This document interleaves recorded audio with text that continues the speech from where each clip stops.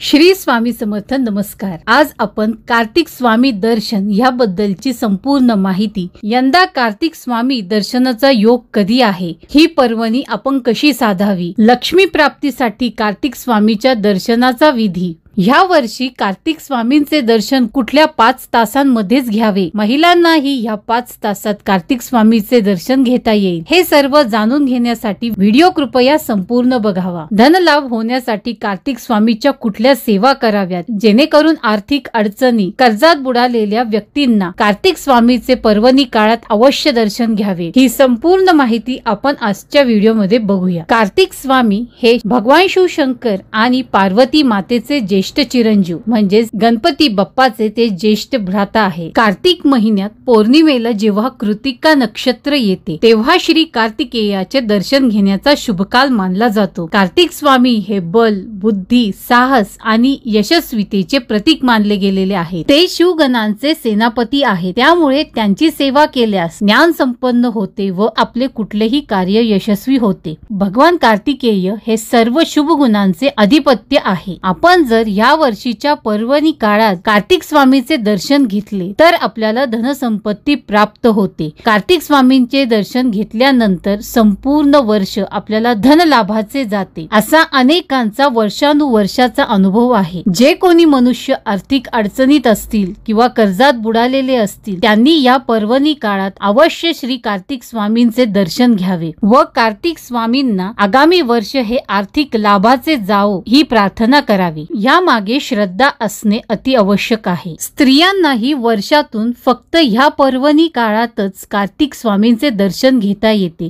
इतर वेळेस स्त्रियांना कार्तिक स्वामीचे दर्शन घेणे वर्ज्य आहे। त्यामुळे महिलांनी विशेष करून कार्तिक स्वामीचे ह्या पर्वणी काळात दर्शन नक्की घ्यावे आणि आपली प्रगती साधावी। आता आपण लक्ष्मी प्राप्तीसाठी कार्तिक स्वामींचे दर्शन कसे करावे हे बघूया। सर्वप्रथम आपण स्नान करून कार्तिक स्वामींच्या दर्शनासाठी जावे। मंदिरामध्ये कार्तिक स्वामींना दर्भ, चंदन, फुले, दशांग धूप आणि दीप अर्पण करावा। कार्तिक स्वामींचे वाहन मयूर किंवा मोर आहे, मोराची आपण पूजा करून घ्यावी। कार्तिक स्वामींच्या दर्शनाला जाताना आपण 8 वस्तू अर्पण करायच्या आहेत, त्या म्हणजे कमंडलू, जानवे, गोपीचंदन, राखी, पांढरे तीळ, दर्भ, 28 रुद्राक्षाची माळ आणि सुवर्ण। सुवर्ण म्हणजे सोने। काही भक्त प्रतिकात्मक पातळीवर सोने अर्पण करतात। कार्तिकेय हे ब्रह्मचारी असल्याने आपण दर्शनाच्या वेळी ह्या वस्तू त्यांना अर्पण करतो। अत्यंत भक्तिभावाने आपण कार्तिक स्वामींचे दर्शन घ्यावे व आपल्याला शक्य असतील त्या वस्तूंचे अर्पण करावे आणि अपेक्षित प्रार्थना करावी। पूर्वी सांगितलेल्या वस्तू अर्पण करताना आपल्याला काही श्लोक म्हणायचे आहे। कमंडलूर जलापूर्णः स्वर्ण गर्भः सुलक्षणः अर्पित हस्ते महासेन प्रसन्नो नेन मे भव। हा श्लोक म्हणून जलाने भरलेला व त्यात किंचित सुवर्ण घातलेला कमंडलू आपण अर्पण करावा। त्यानंतर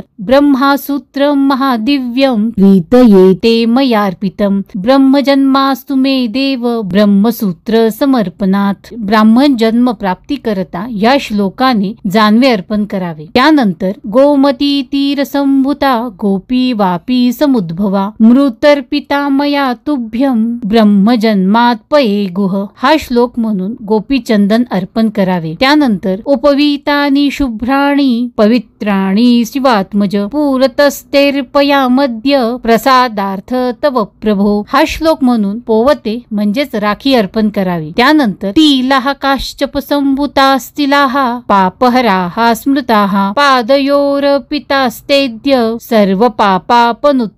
आपले सर्व पाप दूर होण्यासाठी हा श्लोक म्हणून तीळ अर्पण करावे। त्यानंतर दर्भा ब्रह्ममया विष्णू स्वरूपा रुद्र रूपिणः प्रत्यर्थ तव देवेश न्यस्ताः पादतले मया। हा श्लोक म्हणून दर्भ किंवा कुश कार्तिक स्वामींच्या चरणांवर अर्पण करावे। त्यानंतर 28 संख्याकै रुद्राशयोजिता मया अर्पिता तव हस्ते च गृहाण सुरसैन्यप। या श्लोकाचे पठन करून 28 रुद्राक्ष असलेली माळ कार्तिक स्वामींना अर्पण करावी। सुवर्णमुत्त उत्तमलोके भुक्तिमुक्तिप्रदं तथा अर्पित तव देवेश दैन्यान्यानापनुत्तये। दैन्य व अज्ञान नाहीसे होण्याकरिता ह्या श्लोकाचे पठन करून सुवर्ण किंवा सोने अर्पण करावे आणि नमस्कार करावा। त्यानंतर आपण प्रज्ञाविवर्धन स्तोत्राचे एक वेळा पठन करावे। श्री स्कंद उवाच योगीश्वरो महासेनः कार्तिकेयोऽग्निनन्दनः स्कंदः कुमारः सेनानिः स्वामी शंकर संभवः गांगेयस्ताम्रचूडस्य ब्रह्मचारी शिखिध्वजः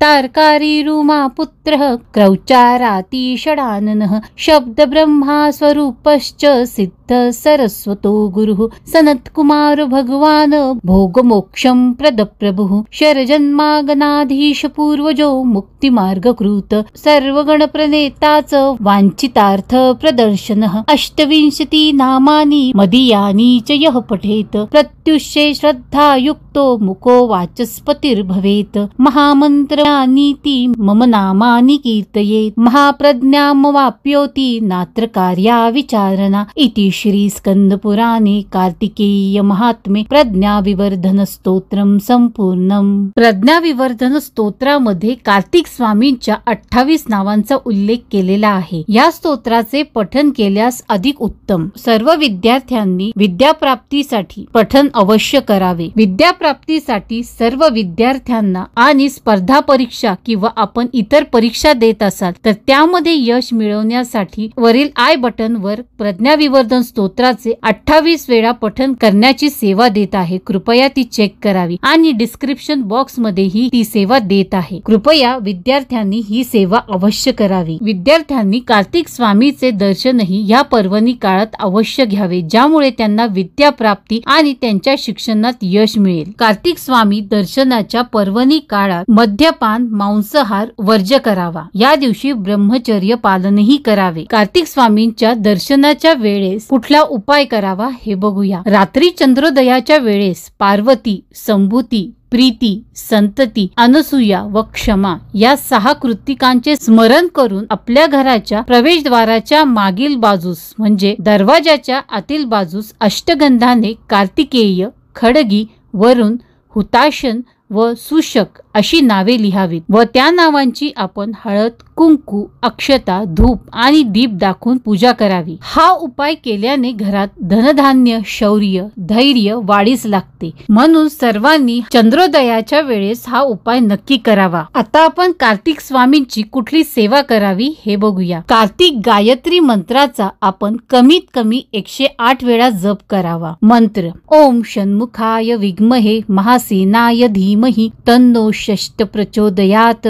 खाली डिस्क्रिप्शन बॉक्स मध्ये मी 108 वेळा जपाचा व्हिडिओ देत आहे, कृपया चेक करावे आणि कार्तिक स्वामींच्या चरणी आपली सेवा रुजू करावी। ह्या मंत्राचे आणि प्रज्ञाविवर्धन स्तोत्राचे आपण दिवसभरही अनेक वेळा पठन करू शकतो, ज्याने आपल्याला कार्तिक स्वामींचा कृपा आशीर्वाद प्राप्त होईल आणि आपल्याला धन, धान्य, कीर्ती आणि यश प्राप्त होईल। आता आपण कार्तिक स्वामी दर्शनाचा यंदा पर्वणी काळ कुठला आहे हे बघूया। या वर्षी शुक्रवार दिनांक 15 नोव्हेंबर रोजी रात्री 9:55 पासून ते मध्यरात्री 2:58 पर्यंत, शनिवार 16 नोव्हेंबर पर्यंत राहील। म्हणजेच हा पर्वणी काळ हा फक्त रात्री 5 तास 3 मिनिटांपर्यंत आहे। ह्या इतक्याच कालावधीत कार्तिक महिना, कार्तिक पौर्णिमा आणि कृत्तिका नक्षत्र असा योग जुळून आलेला आहे। त्यामुळे सर्वांनी कार्तिक स्वामी दर्शन हे केवळ या 5 तास 3 मिनिटांच्या कालावधीमध्ये घेणे आवश्यक आहे। त्यामुळे सर्वांनी रात्री ह्या 5 तासात आणि 3 मिनिटांमध्ये श्री कार्तिक स्वामींचे दर्शन अवश्य घ्यावे। या पर्वणीच्या काळातही रात्री 9:55 पासून ते 10:47 पर्यंत आणि मध्यरात्री 12:24 पासून